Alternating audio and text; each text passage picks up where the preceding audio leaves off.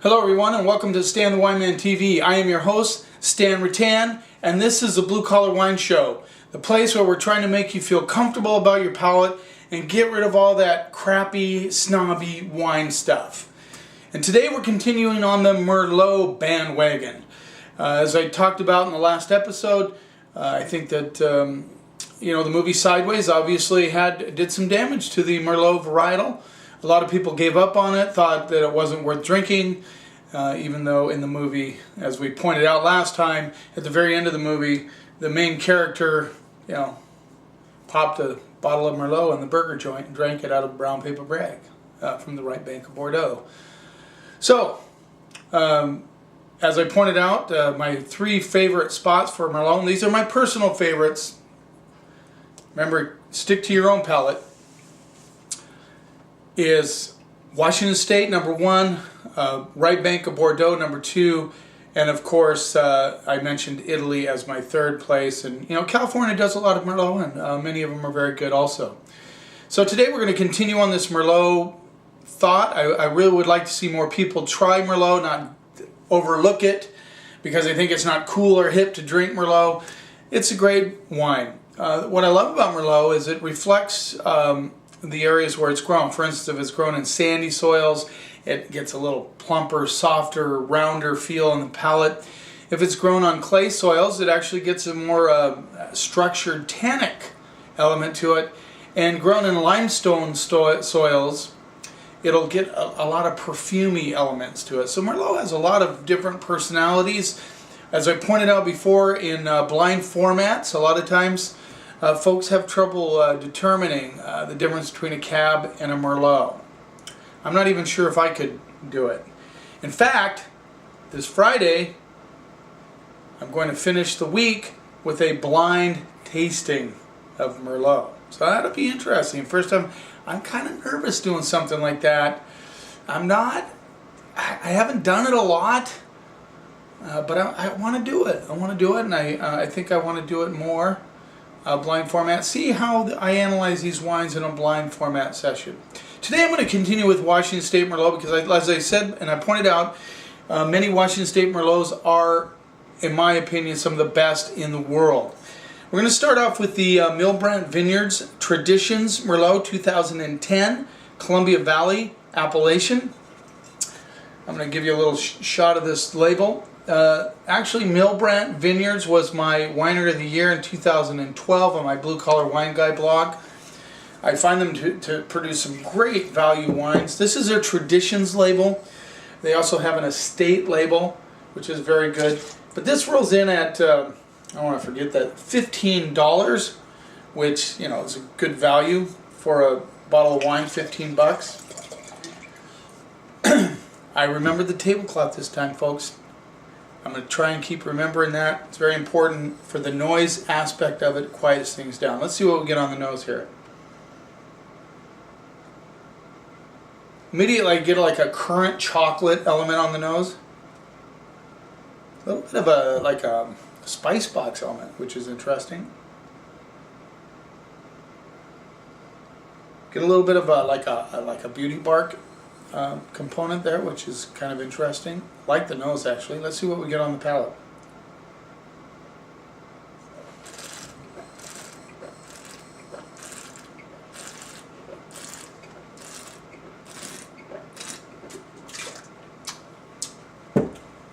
Okay, so here's a classic example. 15 bucks.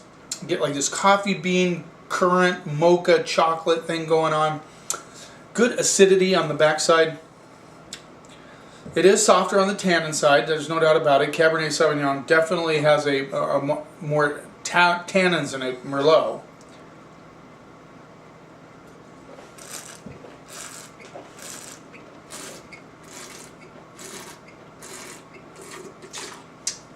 Nice flow across the palate, a little vanilla component there, obviously from the oak.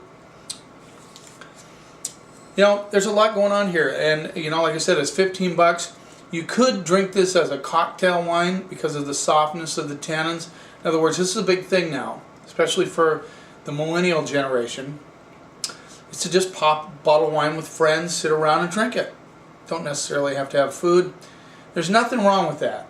I mean, obviously, I'm a big proponent of having wine with your food. I think they do complement each other nicely. But this is a nice wine, and you know, it's ready to drink now. Point out is a 2010.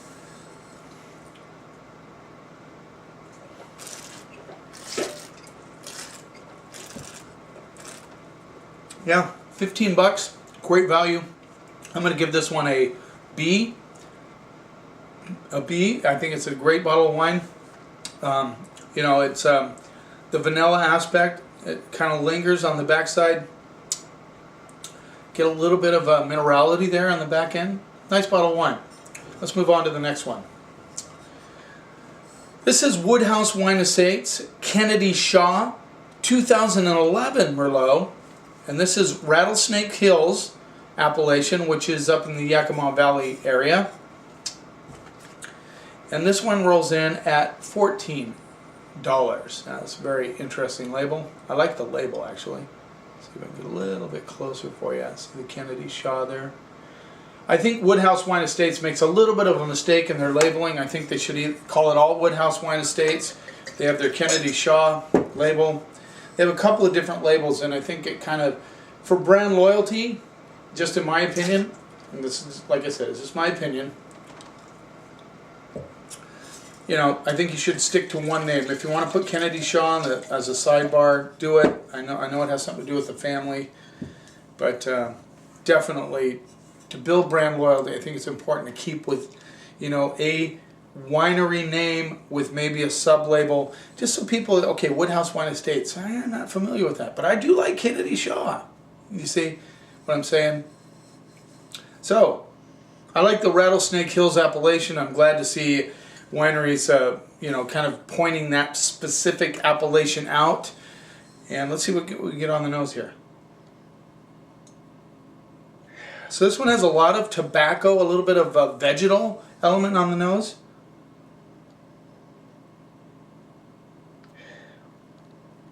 Almost a minty, kind of veggie sort of thing going on.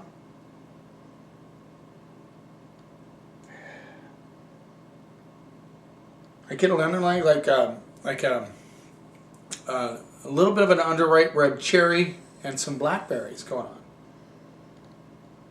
And there's a dusty component on the nose, like a little bit of dusty rocks. Let's see what we get on the palate.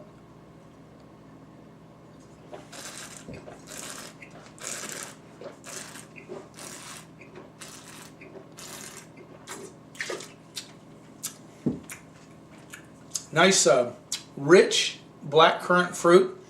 Again, nice acidity underneath that fruit, kind of carries it across the palate. I get a huge amount of crushed rock, little grittiness on the finish. This is a very tasty Merlot.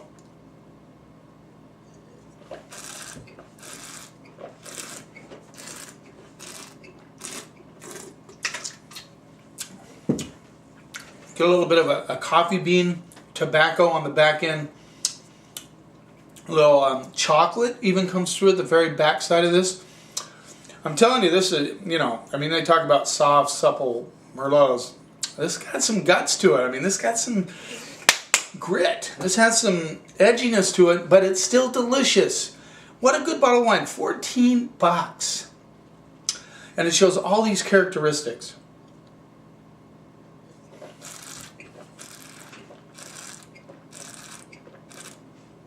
Yeah, hard to spit that one out. You know, Kennedy Shah, excellent job. 2010 Merlot. I'm going to give this one an A-.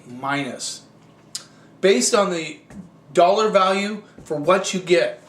QPR, quality to price ratio. It's a big part of grading a wine. That's why I don't do them blind. That's why I like to know the price. I don't care whose label it is. I don't give a crap about that. I care about the wine. But I am interested in doing blind format, see how that turns out, see if my palate is consistent in that way. So, yeah, you know, very good wine. Let's move on to the next one. This is Nelms Road, 2009 Merlot, Washington State. So they source their fruit from several different areas in Washington State. Oops, sorry. Okay. Nelms Road, it's Woodward Canyon's second label. Woodward Canyon is an iconic winery in Washington State. And to make my point about Merlot, this is 2009, and in my store, not my store, but the store I work at, we're already on the 2012 Cabernet Sauvignon. They have the same price point of $22, but they're still in the 09. So it just goes to show I am not making this up. Merlot sales have suffered because of that well, it was an okay movie, but yeah. Don't let Hollywood tell you what to drink, okay? Merlot is fantastic wine. I'd like to see more people drink it. That's why I'm dedicating this week to Merlot. And I'm starting off with Washington Merlot. So let's see what we get on the nose. This is a little more challenged than the other two. I'm not getting as much of a bouquet smells out of the wine as I did the other ones. I am getting a little like beauty bark, dusty element, sort of an earthy tones. It's almost kind of like a stewed meat or a meaty element underneath. Maybe like beauty bark with a little bit of black currants thrown in there, a little bit of stew action. That's what I'm getting on the nose. Let's see what we get in the mouth.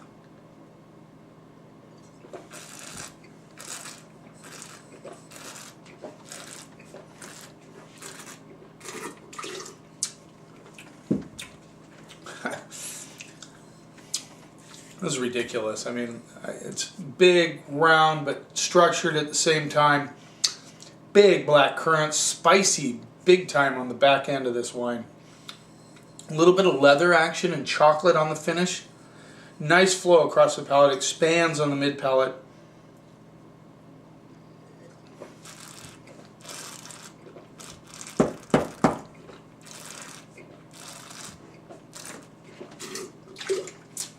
Little tobacco element shows up.